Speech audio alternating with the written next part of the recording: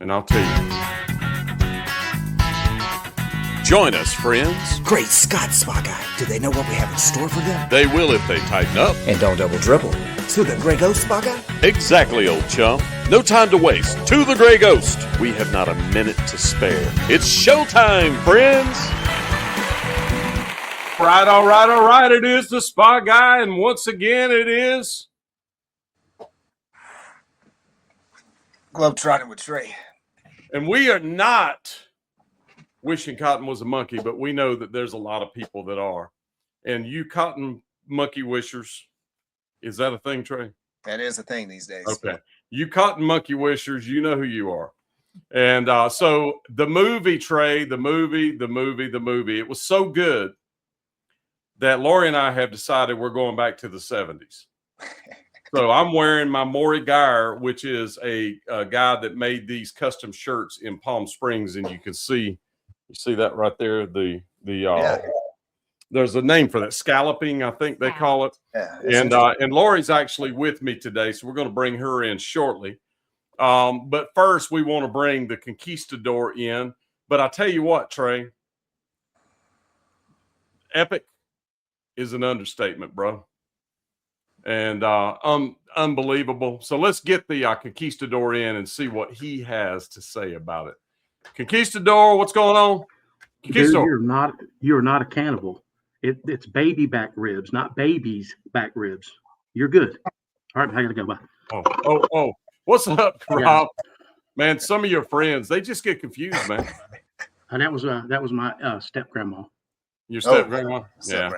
Yeah. Well, I mean, look, what are you going to do, family? What can you do? You can pick your nose, but you can't pick your family. That's exactly right. And you could pick a banjo, but you can't. Well, you shouldn't pick a banjo. And so anyway, guys, how many have watched the brand new Elvis movie called Epic, which is, for those of you that don't know, Elvis Presley in Concert. Epic. How many have seen it? Okay. That's why we're all here today. So I'm going to bring my beautiful wife in. She's actually seen it as well. She and I saw it yesterday. When did you see it, Rob? Thursday night. And Trey, you saw it when? Yeah, I saw it last night. Last night. Okay. And I think what today is. I don't even. Today's what? You don't know what day it is? I don't even know what day it is either. So anyway, we've decided we're going back to the 70s, so that's why we're dressed like this. Right. And those of you that don't like it, y'all need to try to go back to the 70s. Don't kick it till you try. So anyway, I am actually a WB today, a wife bringer, and Lori's not ever been on the podcast before, and this is our 4th year. And but she had such a crazy. I'm gonna take my glasses off so I can actually see. I'll take mine off. And she had such a crazy reaction to this movie that I wanted to let her tell her version of it, and then we'll let her go back to whatever she does, and then we'll all talk. Does that sound okay? Yeah, I'm interested in hearing Lori's version because Lori's really not a fan to say. You know, Lori likes Elvis, but Lori doesn't. Is not the Elvis fan that probably watches us, Spa Guy. So I'm interested in those people like Lori is who I'm interested in hearing their reactions. And me as well. And that brings me to a point. I was telling her earlier about something we got from Doris Landerman. And she was like, "Who's Doris Landerman?" I said, "Honey, if you watch the videos, you would know." I understand. And so she doesn't know the body of work is what I'm trying to say to y'all. The videos that I put out, you people that are listening that watch my videos, watch Trey's videos, she doesn't watch them. So she has no idea what we have put out there as far as the body of work. She has no idea. In fact, I want to go back to 1988 first because I drugged my wife. We had been married a little over a year, and we finally had enough money. I was secure enough in my job. I got a week's vacation, bought a brand new car. And I drugged my wife of just a little over a year to Graceland so I could jump the fence. Did that not happen? Yes. And where were you? Yeah. She was sitting at the hotel waiting. And she knew what I was going to go do. Trouble. Yeah, she knew what I was going to go do. Yeah. And so that had to be terrifying. It was. So you thought he was going to get arrested? Yes. Heck yeah, or shot. And there's a high probability of it, But anyway, so my point with that, what I want to get to is one of the things that I did with her was whenever, I guess it was Priscilla's book, Elvis and Me. Mm-hmm. So either that time or the next time. Was it that time? It was that time. Okay, so 88, because I know we went like 88 and 89, and then she didn't want to go back. So Alton and my sister Trina and I went a couple of times in the early 90s. But Lori, basically, it made her sad. So tell them about that aspect of it. Every time I went to Graceland, I thought it was sad. I get sad every time I go. It's not a good experience for me. It's just sad. And I read that book, and that book was so depressing and sad. Well, actually, you read the book I read the book to him while we were driving back. She read it, and it really did a number on him. Yeah, it created, because it made. I'll be honest, it made me sad because, and even in this movie, I got sad at one point. I didn't get sad; I got mad at one point. And what I got mad about, I was like, man, why did you not take care of yourself? I know. People not make you take care of yourself. Yeah. Look at you. Listen to you. How did this happen? How did you die at 42? It made me angry for just a moment in the movie. I got angry. But I wanted to set this up where y'all understand that Lori everybody is an Elvis fan on some level. Everybody could say, oh, yeah, I like that song. And that would probably describe that you, would right? be me. Okay. Yeah. All right. So that going forward, I've been doing Elvis stuff literally since we've been married. We've been married 39 years. Yes. So the whole time that I knew you, I've been singing Elvis songs and doing Elvis stuff and reading Elvis books and watching Elvis movies and talking about Elvis. I mean, we've been together for 44 years. Yes. We dated for 5 years before we got married. So almost 45 years.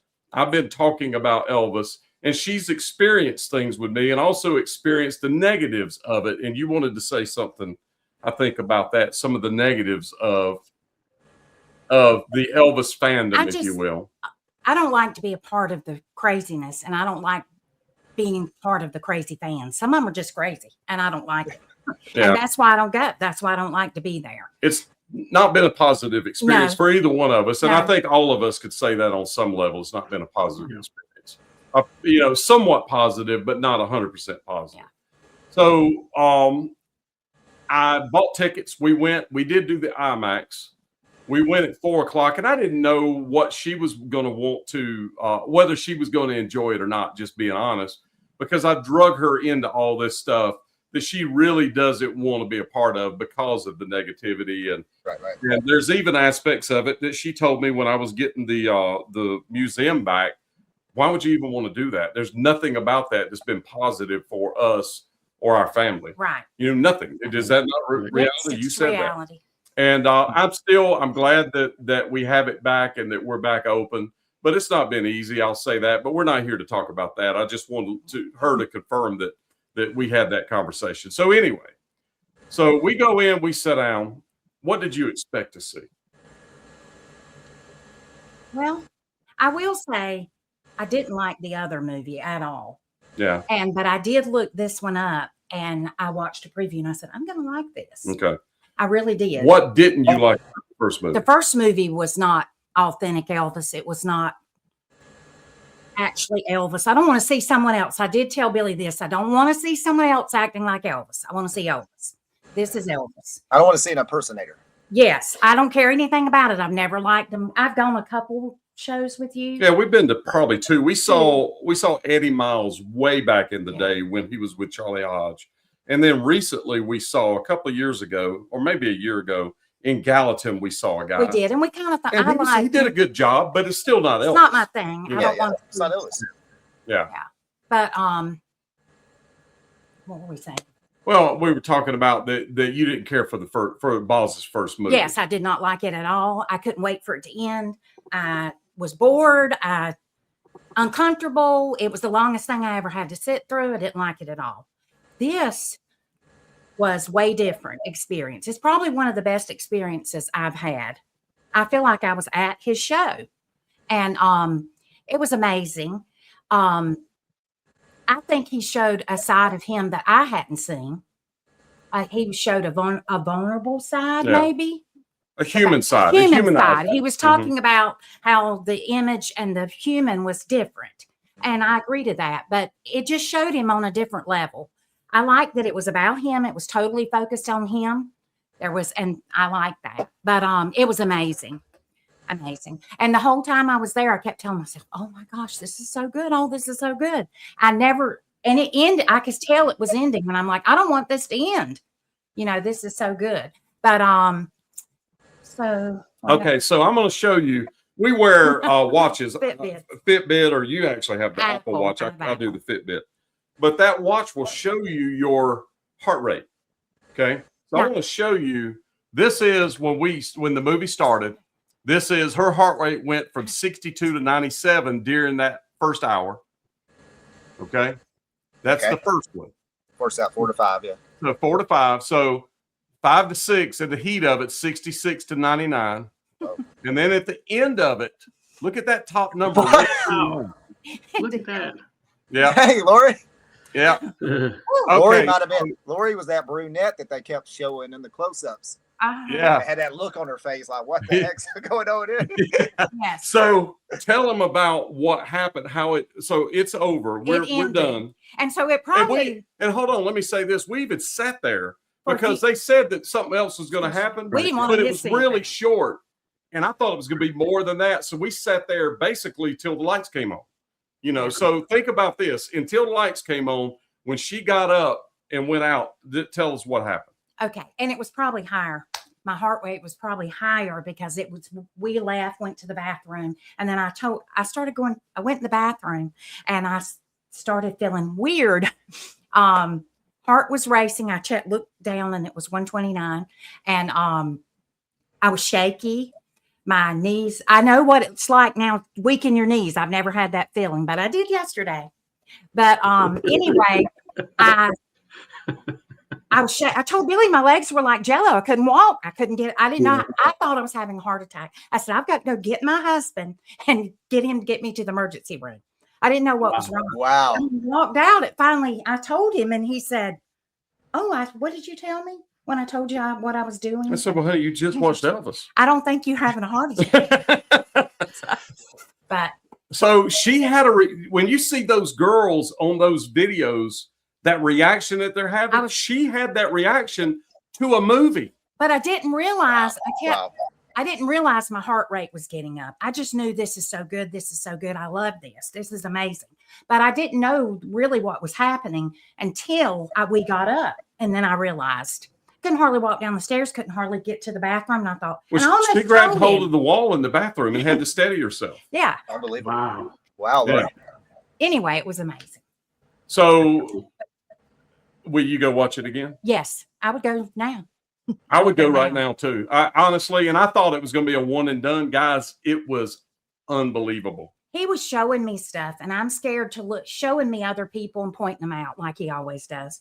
And I'm scared to look because I don't want to miss him. I don't want to miss anything. And I feel like I feel like so much was happening at one time that it was easy to miss something. Yeah. So right. I think you need to go see it a couple times.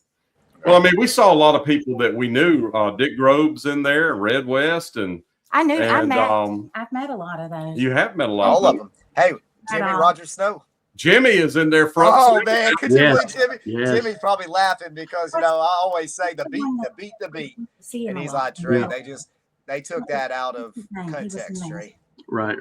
Jimmy says that. When you carried books and stuff. Oh, Charlie Hodge. Charlie Hodge. I've met him several times. See, we used to go to the Members Theater in Gatlinburg or Pigeon Forge where he was with Eddie Miles and pick up autographed pictures and books. I would buy them from him and sell them.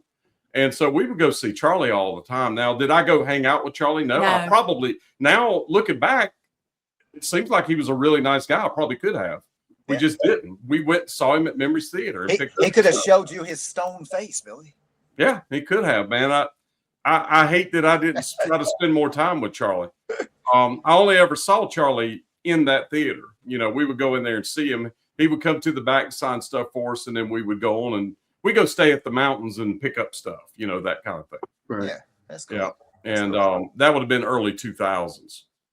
But anyway, I wanted her to show. So what is your perception now? Where that sadness before is all you felt since 1988. Is that fair? Yes. Okay. I did not feel it yesterday. Yeah. No, I didn't feel it.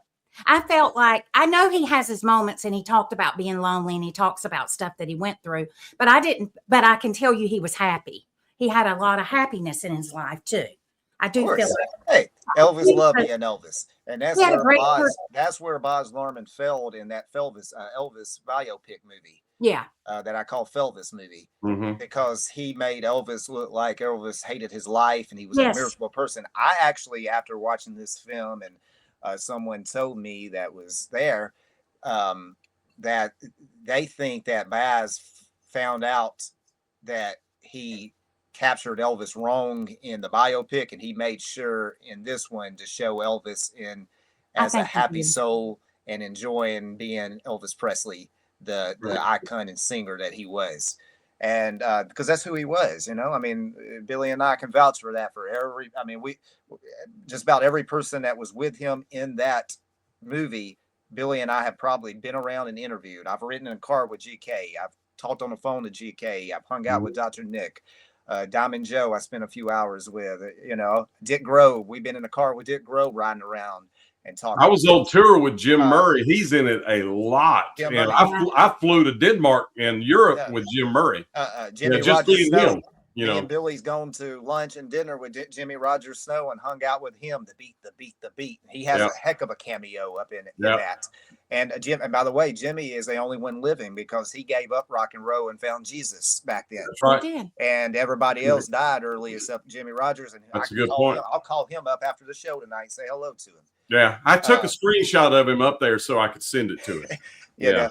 He told me that was out of context, though. He said they took that preaching, he did that sermon, and it's out of context what he was, because he said he wasn't railing against Elvis at all. Elvis is my friend. Yeah, but Lori, so would you now? Do you kind of now understand why me and Billy do what we do? Yes. Okay. Yeah. Yes. And Elvis is very interesting. And I thought he was interesting. Cool. And I've always would have told you I liked him. I liked his singing. There's no denying he's not a gorgeous man, but you really could see that in the movie. Yeah. Yeah. I saw him in a different light. For sure. And last night before we went to bed, we looked at jumpsuits, pictures of jumpsuits. My favorite part about the movie was the clothes. Yeah. Well, you know, in the early 70s, those 70s when he was at his peak and looked like himself, you know, later on, you can see the difference of when I think medication really took over. You can. It was only like a year and a half or 2 year time span. It wasn't that long, you know, and he was a totally looking different person. But those early 70s suits, those white ones, those were modeled after karate gis. Mm-hmm. Yeah. You know, those were the cool ones, I thought. Mm-hmm. Yeah. Later I on loved in the them all, 70s, but I told Billy, I loved all of the suits, but I told Billy I think he looked the best in white.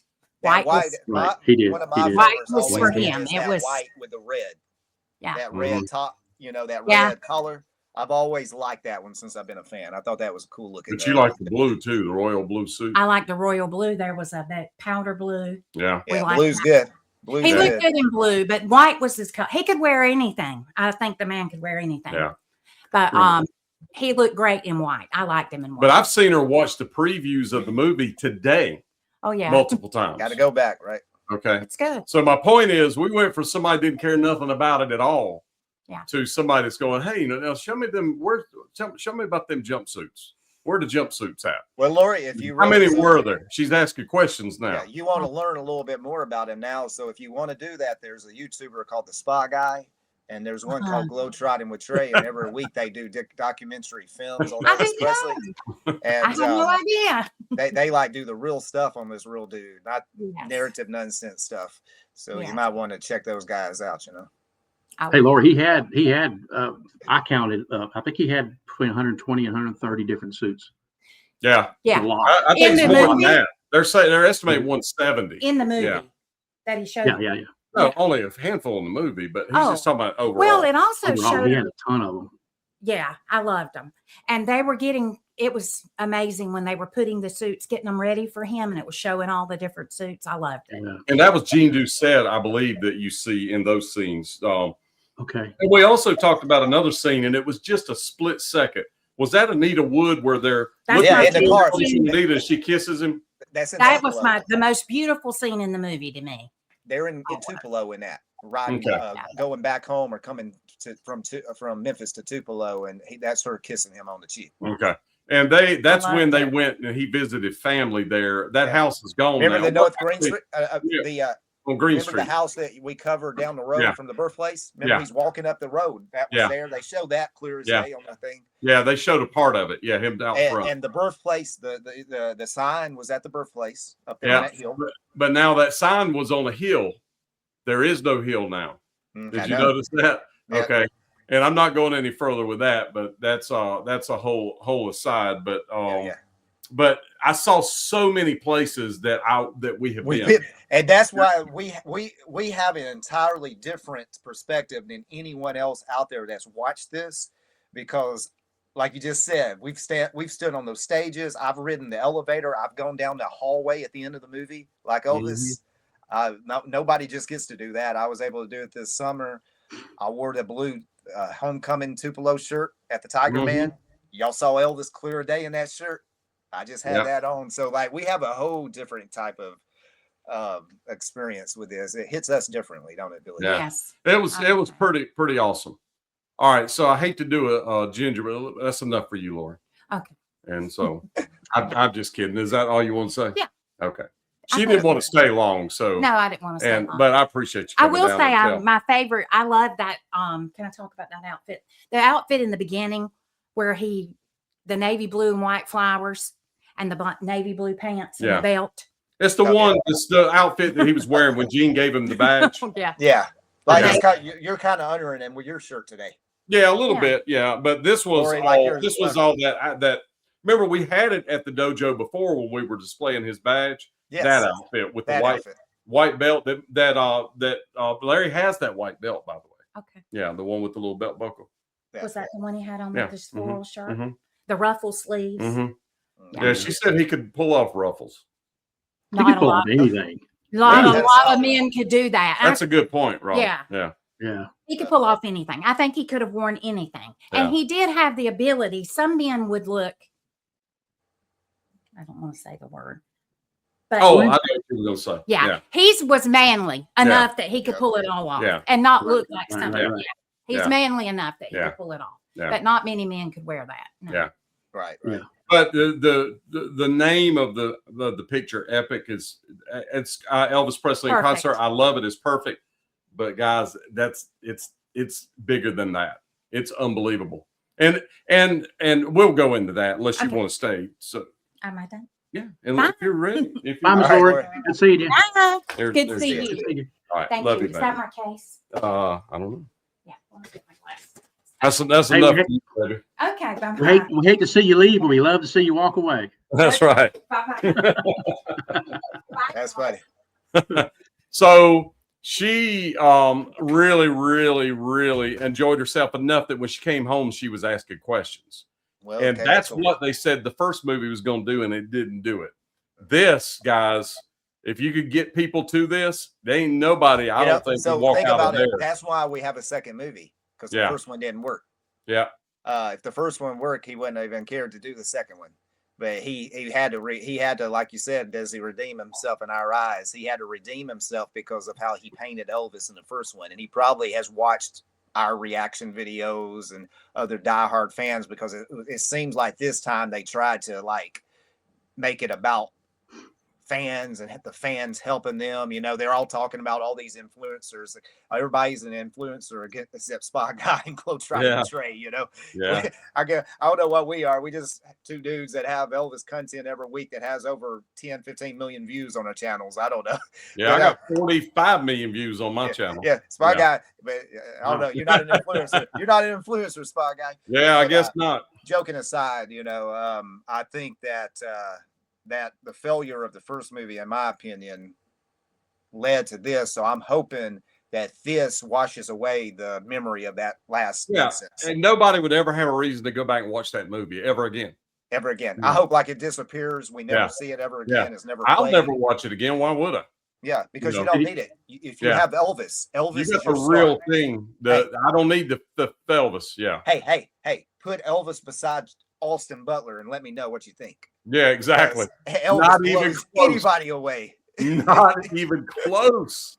Hey, so here's a question for you. So now, nobody even made that comparison. yeah. So now, if you're driving down the road and Boz is on the side of the road with a flat tire, do you stop and help him now? I would help him. Yeah, I'd give him a fix a flat. I'd just leave him a can of fix flat and drive off. No, I would help him. And the only beef I have with Boz from this movie is he is still trying to demonize the Colonel. And I hate to tell Boz this, but Boz, if you're listening, I'll keep this real simple. And I know you are, by the way, listening. So hear me. If it wasn't for the Colonel, you wouldn't have had any footage to make a movie with.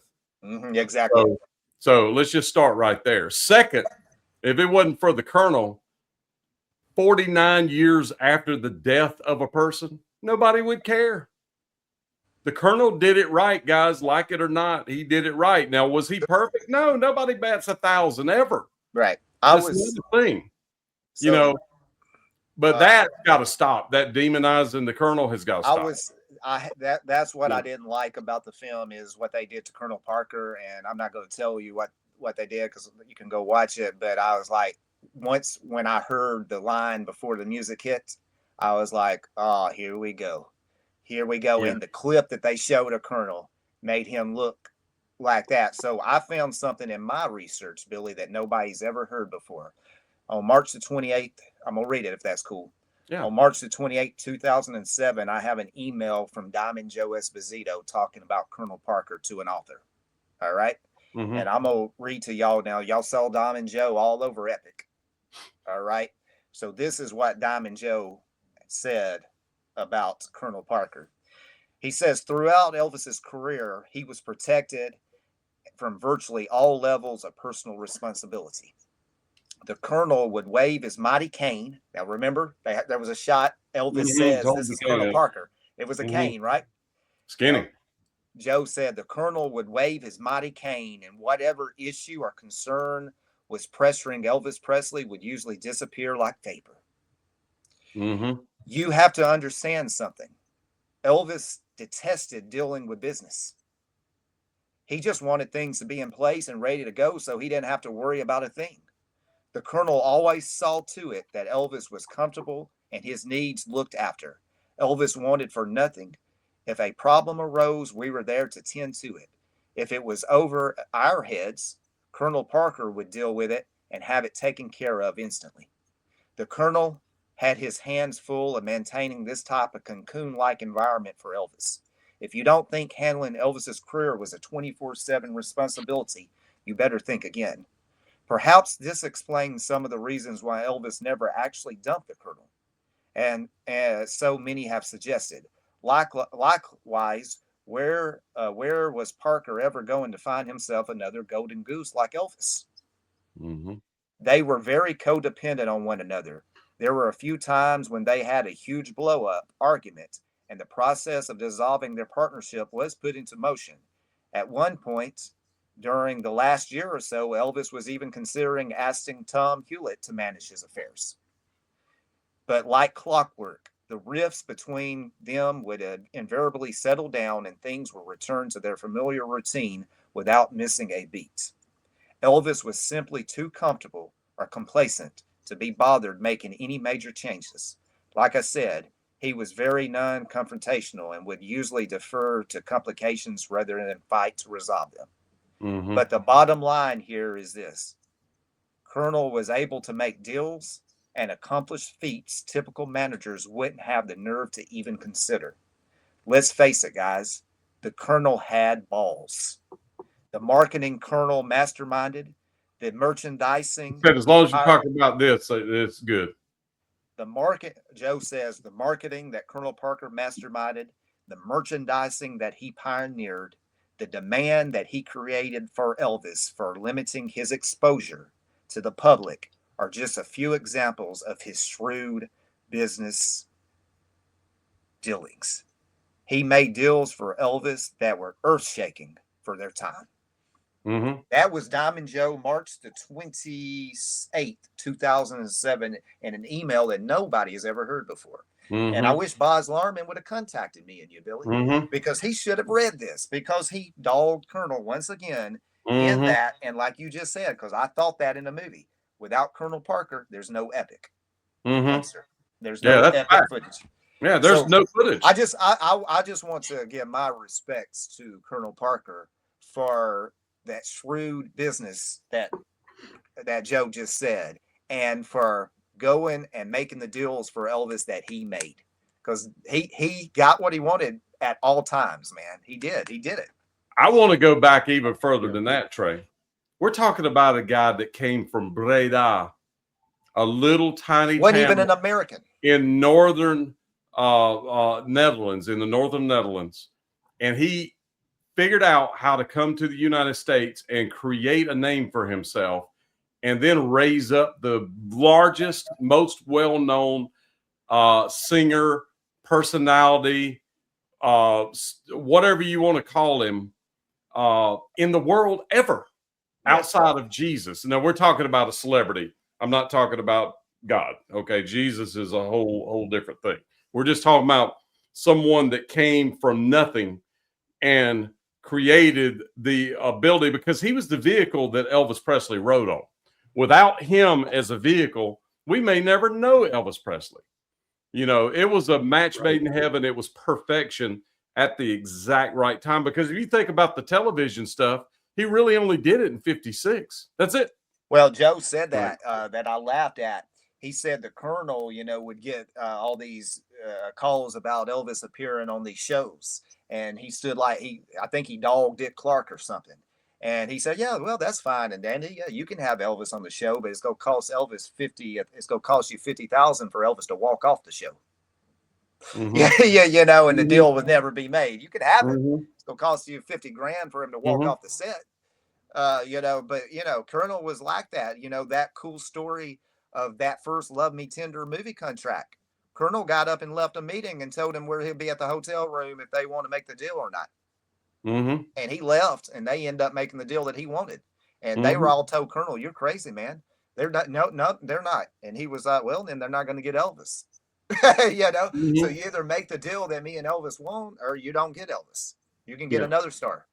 That 56 television appearances were the things that put him over the top. It made him a superstar, man. When that happened, that's all it took, and his demand went through the roof in 56. When he got Elvis on Ed Sullivan and Tommy Dorsey, and the crowd, you heard the girls screaming like that, man, he knew at that point that his boy was on a rocket. He was on a rocket ship at that point, didn't he, really? And then that's when the Colonel, like Elvis said, this is Colonel Parker. He had a cane. It was, remember that cane thing? Yeah. And hey, Colonel, he didn't let anybody walk over him. No. $1,200, I think, for the very first show in 56, TV show. $50,000 was what he got for 3 shows on Ed Sullivan later that same year. Yeah. Wow. But you see, and that's why, like, somebody like, okay, so it seems like now Boz Larman's now a big Elvis fan these days. Like, I think he's probably the #1 Elvis fan of all time or whatever. Yeah, it sounds like it. Yeah. And so my question is, why does he not learn stuff that I could just told y'all about? Like, why does he do Colonel Parker like that? Like, who is he taking his only version of the Colonel from? Yeah, I mean, it sounds like to me somebody has a behind the scenes has some sort of a vendetta type thing where, hey, you can make it, but make sure that you jab the Colonel again. Make sure you jab the Colonel again. That kind of stuff. He better be glad Colonel's dead, because he wouldn't be doing it. With Colonel live on this earth. I can tell you, or if Colonel's wife didn't die a few years ago, they'd be epic doing that. Right? Because she wouldn't have accepted that. See, what he's lucky at that Colonel has no family. Yeah. Yeah. I think he uses the Colonel as a scapegoat, because all the Elvis fans don't blame Elvis for anything. Everything bad that happened to Elvis is someone else's fault. It's not Elvis's fault. So I think part of it is too, you can point the finger back at the Colonel for everything. Well, Joe talks about that. Meds. I could read you. Yeah. Joe talks about that later on. He says, look, he said Colonel easily stepped into being the villain role. It said that all it mattered to Colonel is he got what he wanted out of it. He didn't care if it made him look bad or not. And he said that's why they want to paint this picture of this Colonel like he is, because Colonel just did what he had to do to get the deals for Elvis that he needed to get. And he didn't care if it offended somebody. He didn't care if it stepped on somebody. He didn't care any of that stuff. He worked. Think about that. Colonel Parker managed Elvis and only Elvis. That means that Elvis had Colonel Parker's time 100%. And they said, Greg McDonald said that Colonel was working, I mean, there's 24 hours a day. I think he was working 26 hours a day on Elvis Presley. You know, just kind of just paint it. He was working a long time every day dealings with Elvis's career. And he didn't have nobody else. There was no other responsibility. You know, Elvis wanted him to represent Anne Margaret at one point. And Colonel said, okay, I can do that, Elvis. So Anne's going to get 50% of my time and you'll get 50% of my time. And Elvis thought about that and he nixed that idea. Mm-hmm. You know, but Colonel said, I'll do it. I'll represent her, Elvis. Mm-hmm. But, you know, I'll spend Monday, Tuesday, Wednesday with her and Thursday, Friday, Saturday with you. Yeah. But I mean, he did as far as the timeline of the movie and the pace of the movie, how he showed early stuff and then late stuff and then jumped back to early stuff. I think it was well done. It was masterful. It was. Yeah. I left at the theater reminded of why I do what I do with this Globetrotting with Trey stuff of having a show every Tuesday. I did as well. I left the theater reminded, and I needed that. I think I kind of think I needed that, guys. Because I think y'all both needed it. I was reminded why I am an Elvis fan in the first place. That seeing Elvis like that again kind of brought me back to when I first became an Elvis fan and first bought these sunglasses. The first time I ever went to Graceland. That's why I'm wearing them. But I left the movie, unlike the first movie, I left this one thinking like, okay, I remember now why I do this. Yeah. So, and another, Boz, you did that. You did a good job. And I'll say that throughout the movie. I'm sorry, Trey, go ahead. I said Boz produced it. You know, there's an editor too. Yeah. And well, there's a lot of people involved. You know, it's but throughout the movie, I will say there was times when, and I'm not embarrassed to say this, but this is not a manly thing, but there was times when I teared up. I didn't cry, you know, just bawl, but tears ran down my face at different times because I looked at him and thought, man, what? So there was that those kinds of feelings in songs that made me tear up. And also there was a point where it made me angry, as I mentioned, where I was like, man, why? You know, fast. Yeah. And I mean, I just looked at it and went, how did you go from that in 5 years to dead? You know, a lot of the footage was 70s. So 7 years, you know, it was 70s. I think there was a little bit of 72 in there, a little 71. So it was a little bit of everything in there, but I just, the way the story was told, the pacing of it, if you're not a fan, you can't leave there not being a fan. There's no way. Right.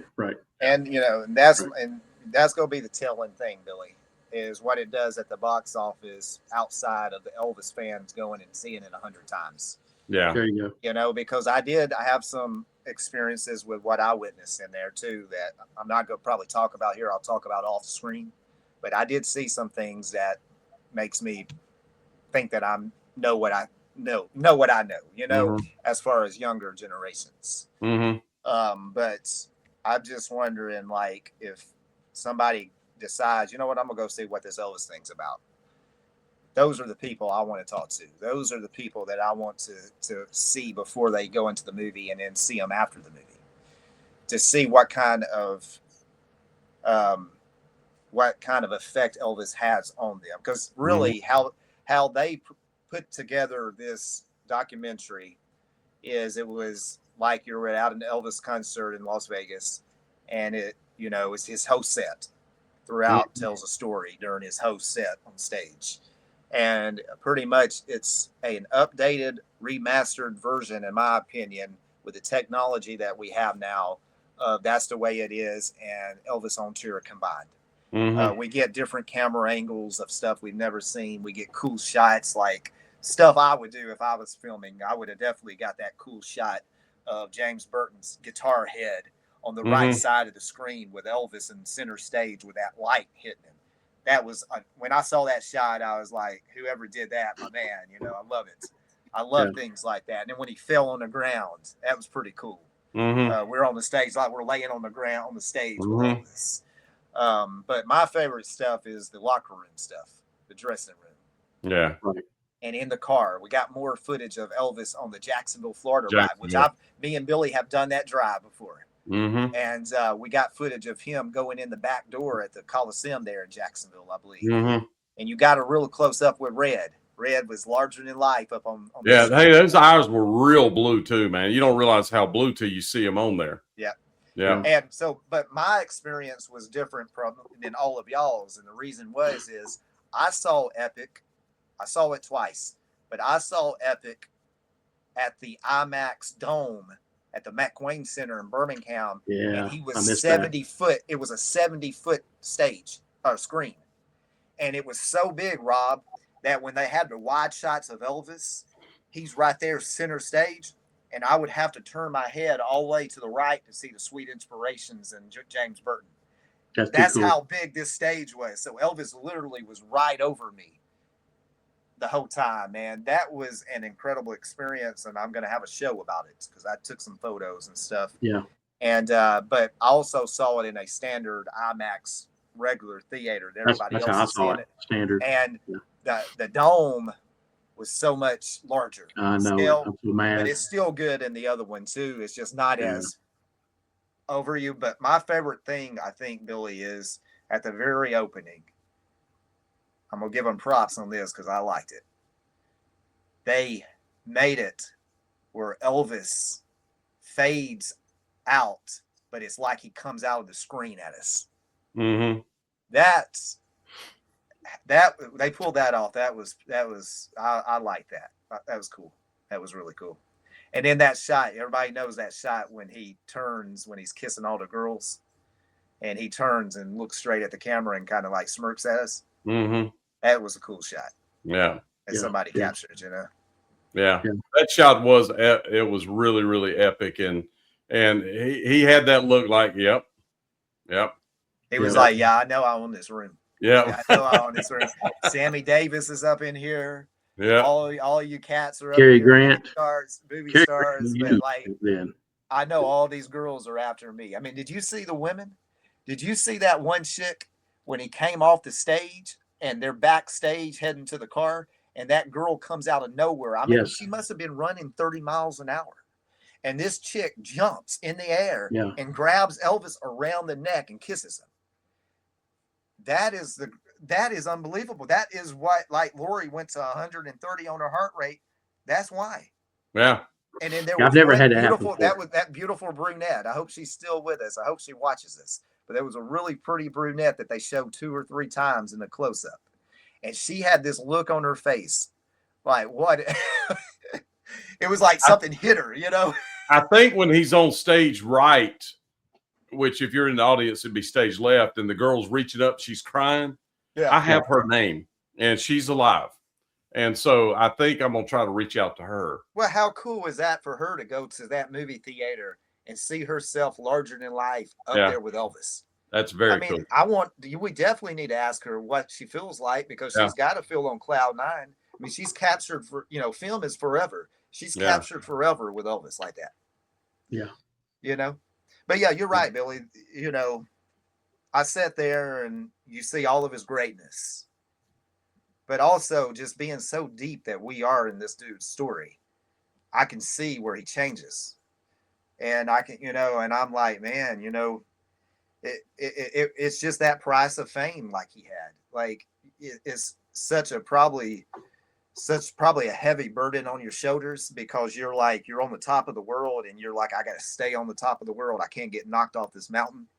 So, he probably, and, Dr. Nick told me he always complained after shows, didn't ever think that he was good at any of his concerts. And he would have to talk to Elvis about how great he did that night. So, just knowing stuff like that, this guy kind of like, even as great as he comes across on screen and how confident he looks on screen, in reality, he might not have been as confident as we think because he still had these insecurities about it. He's about like, they tell me, they would do what, Billy? He's pretty confident looking.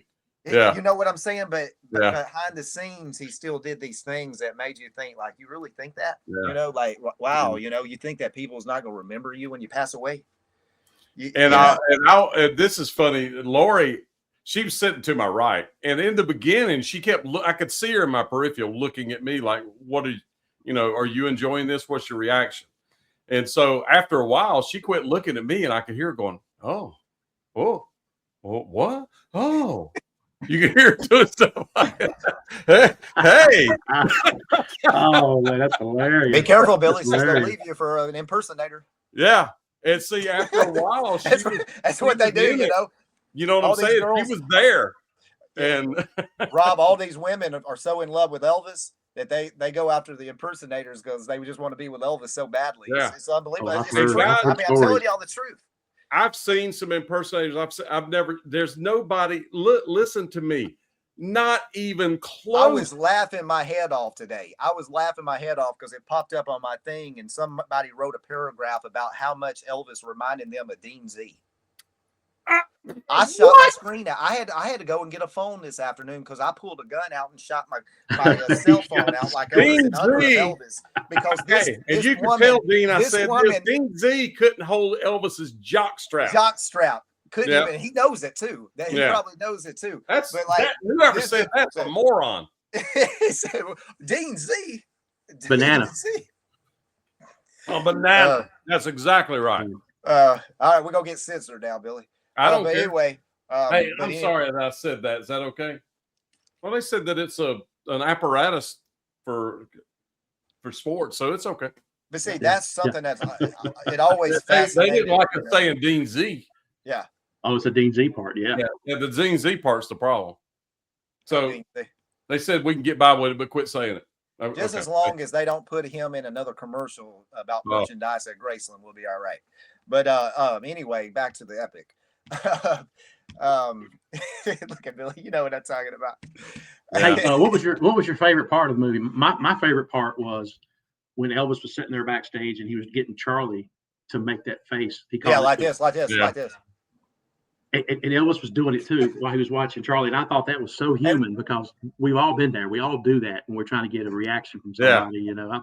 I thought that was really cool. Hey, Rob, we've sat in that room, Trey and I. You got to go with us one time and go in there. Man, you guys have done so much. Now, the Jacksonville ride out in the car, I was like, my fingers crossed. I was like, please don't let them edit that one part out. Yeah, and they did. And they did, and I'm glad they did. Yeah. I'm not, because it's my favorite thing of Elvis. Yeah, but it is. It's awesome. It's hilarious. I know it didn't need to be in that, but I was waiting for it. They cut that sucker out. But the best part about that is you get to hear what Elvis said about Colonel. He said Colonel don't forget anything. He said Colonel don't forget people. He don't forget places. So he was giving Colonel all this props, about who he was, as a man. Mm-hmm. I think they had a lot more in common than we know because they both came from humble beginnings. Colonel went in the military. Elvis went in the military. Colonel was there for Elvis when his mother died. I think they probably there was something more there than what we saw. What we saw. I'm sure they had lots of conversations one-on-one. I bet they were pretty close. Really, I do. Well, you got to think about this. Yeah, they spent a lot of time together. Let me put y'all in this head thing from Colonel's standpoint. You got to think Colonel knew everything. All right. Colonel had eyes at Graceland. He had it all. He had to. Just like Dr. Nick had eyes at Graceland. He had to. All right. So you got to imagine for Colonel, when he's trying to get Elvis motivated and keep Elvis on point and keep Elvis straight, because everything for Colonel is businesslike, right? Everything is about a business. It's about making a living and making money, right? That had to be a heck of a tough job for Colonel Parker at certain points, at certain times. Yeah, to keep him corralled. Yeah. To keep him corralled, just like Dr. Nick, that's why the racquetball stuff was built and stuff, because Dr. Nick told me that he just had to find ways to get Elvis to be active, to get Elvis to get moving and not sit around and he needed Elvis to get moving and kind of do workouts and stuff like that. And that's the thing what Elvis needed. I left that thinking, my gosh, and it was a different time, it was a different era, but Elvis needed a trainer. Mm-hmm. He needed somebody that watched what he ate. He needed somebody that came over 3 times a week and put him through a workout where he had to do weights and do physical training and running and all that kind of stuff. Elvis needed somebody to focus on that aspect of his life, like they have today. These actors, musicians and stuff, they have somebody on their team that's their job. Mm-hmm. Elvis didn't have that, but it was the 70s. It was a different time, just like with the medications with Dr. Nick. The doctors, they didn't know all the stuff that they have today. Mm-hmm. They didn't know about, problems people have mentally and things like that is so big and talked about today, Mm-hmm. So Elvis was also a part of an era that it was just a little before a time where it could have really helped him live longer, in my opinion. Yeah. But he needed a trainer. He needed somebody that kept him active, kept him looking forward to doing things to better his body, to keep his body young and, where he can sustain doing the shows like he did. Did y'all see that when the curtain was coming down, that blonde that ran under the curtain? Yes. Yeah. Wow. That was so fast, man. That was funny, man. She's pretty. But did you see the second shot? Yeah, she's on the other side. Yeah. But did you see what I saw? Yeah. Oh yeah. There were 2 things. Yeah. I saw. Yes. Unbelievable. Yeah. Yeah. But they took her backstage. Did y'all see that? Did you see the guys escorted her to the door? The dressing room, the door where they go down the hallway was where they were walking at, Rob. Yeah. And he went over and got in that elevator and went down. We've been in that elevator. Mm-hmm. Me and you've rode in that elevator. I rode in that elevator many times. That's just pretty cool. That's when he walked over, he is stage right. So if you're standing there looking at the crowd, you just go straight that way and there's an elevator right there. But Billy, you haven't done go down. And it goes down, and his dressing room was down. Yeah. Okay. Yeah.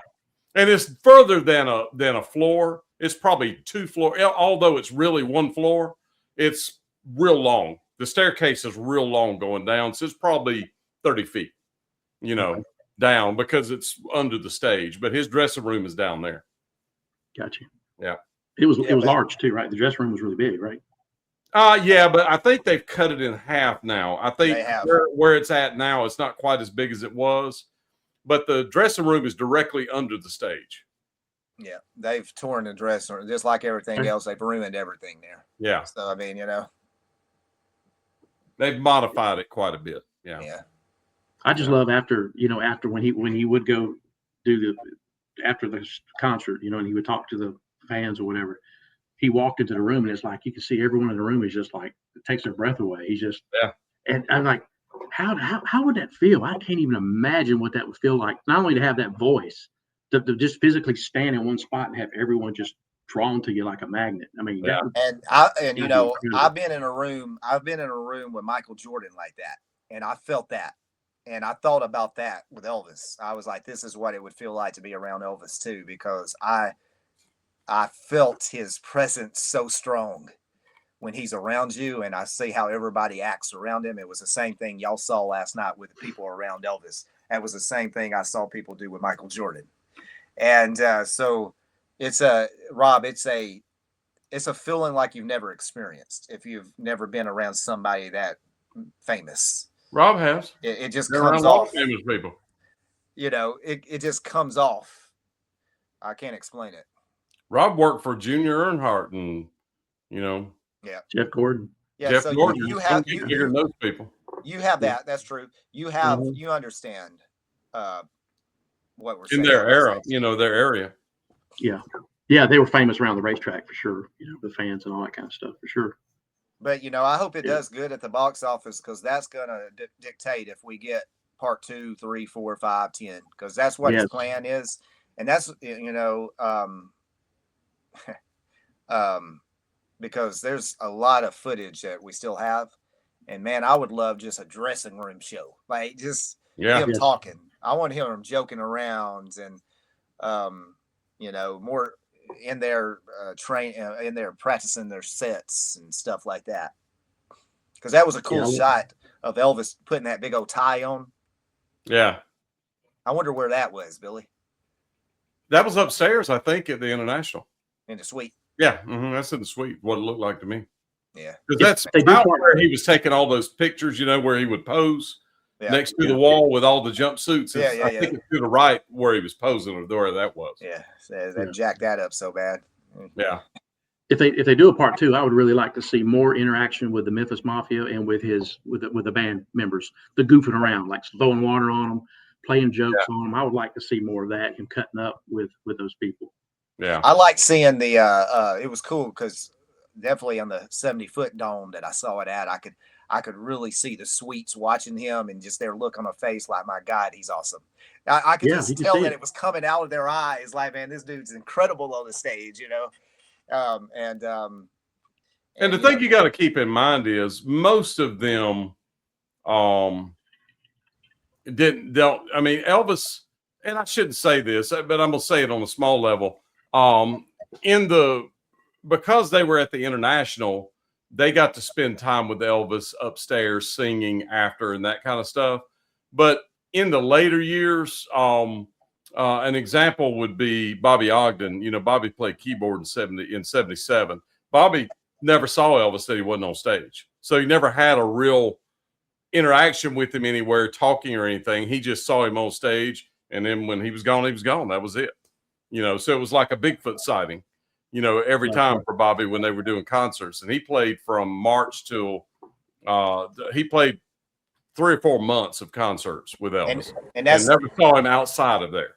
And that was funny because I actually thought about that when I was watching this. I was like, all these guys on the stage, Elvis had just showed up. They hadn't talked to him. They won't see him after the show. This is the only time. And I was thinking, like you're just saying, these are the only time that James and all them even going to see Elvis today. That's right. When he walks on stage and then he leaves, he's gone, just like everybody in the Elvis has left the building. So yeah, that impressed Lori too. The way she was like, they would run and push him in a car. And I said, well, honey, Dick Grove told us about that they had 45 seconds from the time that he hit the last note to he's in the car gone. They needed to do it in 45 seconds or less, or they'd be swarmed by fans. Yeah, like that girl. I was really impressed by that. Yeah, Billy, you'll have to go back and see it. That girl. I mean, I have it on here. I have it on the phone. I know. Yeah, I don't know if it'll get. Yeah, I mean, as long as we're commenting on it. That girl comes out of nowhere, man, and it's the funniest thing. Like, I don't even know where she came from, but man, she took off at Elvis so fast. And let's see here. Here it is. If I get it, let's see if y'all can see it. Here it is, right here, right here. See this girl? Yeah. That's funny. So yeah, that really impressed her when they were here. It is right after the drums here, baby. That was an awesome shot right there. But watch the drums right here. Watch this. Where did she come from? There's Red. Those fellas. She was really top heavy, so she probably once she got going, that forward momentum, it just really. So it was just so cool, like seeing Red. And Billy and I just hung out with Pat West all day the other day. Seeing Elvis with a guitar on the stage. That great. Yes. I mean, Bill, cool. You know what I'm saying? Like, that was cool. Seeing Elvis in the Tupelo homecoming shirt. I mean, wow. Yeah. Billy, we've done some incredible things, man. We've been very fortunate. Yes, we have. With this guy's lifetime, But I left the movie reminded why I was a fan. So, I really enjoyed it, and I hope people that don't care about Elvis will stumble on it. Yeah, or if you have friends that are not fans, invite them. And if you're a fan and you have friends, because when they leave there, they got to leave impressed. They will live impressed, won't they? Yeah. Yeah, they definitely will. Yeah. Because, and the music was great, man. I just love that music, that band with the horn section and all that. Oh, yeah. It sounded so good. But the thing is, when you have Elvis footage, you can't mess Elvis footage up. No, you can't mess it up. My grandma could edit that, and it's still Elvis. It'd be awesome. Yeah. It'd be awesome. But luckily, we're living in a time where the technology is so now great, where it literally looked like it was from last night. And that 70-foot screen that I was on, this photo right here that I captured on the 70-foot screen, it was like if they would have turned on like a Disney World, a mist thing. Yeah.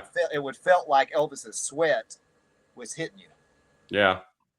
If it goes to the Sphere, they'll probably do that, won't they, Billy? Yeah, I want them to go to the Sphere in Vegas. But let me first ask you, Trey, did you, by chance, I'm not sure if we were clear about this, did you watch this on a 70-foot screen? Yes. Okay, I just want to be sure.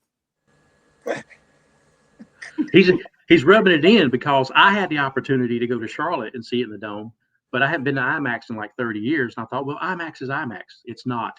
I went to the one by the house here, and it was a bigger screen. IMAX is still great. Yeah. But but I was wanting the Dome experience. The Dome, man, I'm telling y'all don't even understand what the Dome was like. Like the Dome was pretty. It's like being on the front row.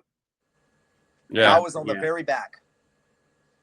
And he was floating over, and like I said, the suites were over here, and I had to turn my head all the way to the right, and they're standing over me right there. And James Burton's got his guitar right above me, and like Elvis is just right there on you, like wow, it's like you're in the front row in the International. I know it, and I hate it, and I missed it. Today was the last day that they were showing that at the Dome, and you had to be a member of the Discovery Place zone to do it. And I wasn't, so anyway. It was so funny. I don't know about you, Billy, but I had to take photos with 10 people that watched the show. For me, Trey, it was 11. Billy got me beat. Billy got me beat. Nobody recognized me, Trey. I go in there. I'm late. And what I'm saying, I'm late. I go in during the previews, and then we get on out of there. But we just sat there till the very end this time. Yeah, well, nobody recognized me. We're in a place where there's country music singers and stuff everywhere, and nobody cares. Somebody heard my voice and turned around and was like, "Are you Trey?" So I heard your voice. I just knew it. I was like, "Yeah, that's me." But he was like, "God, get in line, y'all get in line." Jeez, come on. Yeah. Come on. Hey, y'all, yeah. No, everybody was so cool. One woman, I interviewed a girl. She wore her mama's shirt that her mom bought at the Birmingham concert in '76 of Elvis. She was wearing her mama's shirt. Almost 50 years ago. That's going to be in my episode. Really cool. So that was so cool right there, And some dude showed up dressed like Elvis in a jumpsuit. The Dome it was a big crowd, so it was a good crowd there that night. Yeah, that's cool. I don't know how for me, long it was hard for me not to call Billy afterward because I'm sitting there in the movie, and all of a sudden there's the Jimmy Snow footage, and I'm like, I know him. You're right. How do I know him? Because of Billy, right? And then I see Scotty Moore black and white footage with that guitar. I'm like, I played on that guitar. Billy played. I look at Heather and say, Billy played Crazy Train on that guitar. And she's like, I know. And then the Gretsch, and I'm like, holy crap! And it made my hair stand up. And I thought, man, I wouldn't have got to done any of that. No, any of that hadn't been for y'all. You know what I mean? So, well, Elvis was wearing those gold TCB sunglasses. Now, what's funny is my wife. I'm going, hey, that's Jim Murray. I went on tour with Jim Murray. Hey, there's Scotty. Hey, there's, and she's like, just shut up. Yeah, let me enjoy the movie. Yeah. That's just. Let me take this. I wanted to do that too. I was telling them about this and that, and then I thought to myself, I just need to shut up, man, because I finally just left her alone, and then her heart rate got up to 130. Yeah, and she didn't even realize that it was up at 130. That's the whole thing. That's gonna make you feel good, Billy. That's gonna make you feel good to know that all both you guys, both y'all know all your work, everything you've done. You see 50 years later the result of it. I mean, that kind of stuff still happens today. Well, remember, Crazy. and I told her this story. She's not heard it before because she doesn't watch my videos. And I was telling her about Jackson Baker.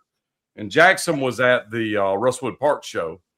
And I think he told me he was 13 or 14 years old. Yep. And he said that when Elvis was playing, he's watching, and he hears this noise like a noise. What is that? He's like, what is that noise? He realizes it's him making that noise. He was making an audible noise uncontrollably. He didn't realize he was doing it. It just started happening. Yeah. So that's a real thing, guys. It just got there's something so powerful about him. I don't know what it is, but it's so powerful that it creates reactions, uncontrollable reactions by people. You know what? Something I thought about that I thought was pretty cool, and I don't know what they did with the effects. They did something with it, but that army footage of Elvis when he was interviewed, that looks so awesome on screen and so high definition, 4K, 6K, or whatever it is. And I was thinking, my God, it's like he's right in front of me right now. And they I think they put some kind of effects on it where they kind of brought it out and made it like more 3D-ish type stuff. And but they cleaned that footage up really good. Oh, it's amazing, this stuff. Really good. Yeah. But the technology, the ability to digitize and colorize and do all that kind of stuff is off the charts great now. And there was a couple of shots, and y'all will know what I'm talking about, of the Gretsch, where we could see that one little thing, but it goes by so fast. But I'm gonna have to buy the movie and stop it on that spot. But the coloring is off on those. No, I'm saying there's times when it turns and the light's on it at the right spot, but it goes by so fast. So you're gonna have to pause it. Yeah, I'm gonna have to stop it on that one clip, to figure it out. But there's several times that happens, but it goes by so fast I couldn't tell. Billy, man, like we just held that 2 days ago. Yeah. So we took it apart. Yeah, we took it apart. I opened it to see what the serial number was inside. There's no serial number inside. Really? Yeah. Wow. Well, you took the vinyl, the cover off the back. Is that what? Yeah, and there's a back hatch cover, but the hatch cover, it has patent numbers on it. Those patents date the guitar 63, 64, 65, which is what it should be. Okay. So if it's in that realm of date with that serial number on it, then it was custom made for Elvis. I know it's seeming like that. It seems like that. So. Yeah. But the thing is, like that guitar, there's some distinct things on there, Rob, that me and Billy are talking about, and let's just say we're working. Yeah. Yeah. All right, guys, we're at hour 7. If anybody's still listening, thank y'all for staying with us. And we hope that y'all enjoyed this. And if you have not seen the movie, I promise you will not be disappointed. Take your friends and take your enemies. If you've got people that you don't like, don't worry about it. Take them anyway. Because when you get done, they're going to like you because you've turned them on to something that is out of this world. Fantastic, unbelievable, it's epic. Yeah, I wish they'd have named it Epic. Why not? Yeah, I don't know why they did. So anyway, tighten up every chance you get, and just have an epic day today, and don't double dribble. And word to your mother and them, and Miss Lori.